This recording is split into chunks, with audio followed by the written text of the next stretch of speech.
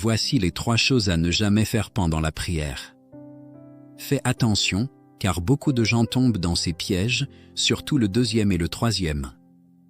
1. Ne prie pas seulement lorsque tu rencontres des difficultés. Dieu n'est pas une option de secours ni un plan de remplacement. Il est ton refuge, ton guide et ton Père de la bonté. Ta relation avec lui doit rester constante, que ce soit dans la joie ou dans l'épreuve. La prière sert à le remercier, pas seulement à lui demander quelque chose.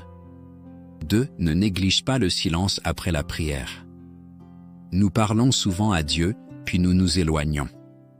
Oubliez que la prière est un dialogue.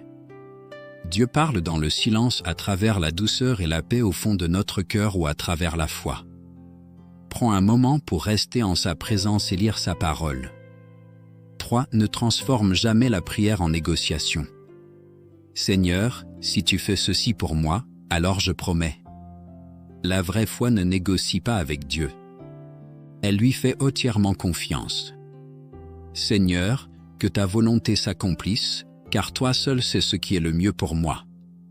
Si ces paroles touchent ton cœur, écris « Amen » dans les commentaires.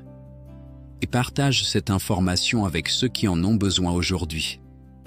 Si tu veux apprendre à écouter réellement la voix de Dieu, prier selon sa volonté et croître dans une foi vivante, je t'invite chaque soir de 20h à 21h30 à lire ensemble la parole que Dieu a publiée aujourd'hui. La parole vivante nous purifie, renforce notre force et nous prépare pour le retour du Christ.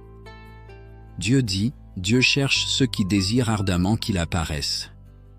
Il cherche ceux qui sont capables d'entendre ses paroles, ceux qui n'ont pas oublié sa commission et lui offrent leur cœur et leur corps. Il cherche ceux qui sont aussi soumis que des enfants devant lui et ne lui résistent pas. Si tu te consacres à Dieu sans être empêché par aucune puissance ni aucune force, alors Dieu te regardera avec faveur et t'accordera ses bénédictions. Clique sur le lien dans mon profil ou écris-moi sur WhatsApp. Je veux rejoindre le groupe. Aujourd'hui, Dieu appelle ceux qui désirent vraiment le connaître.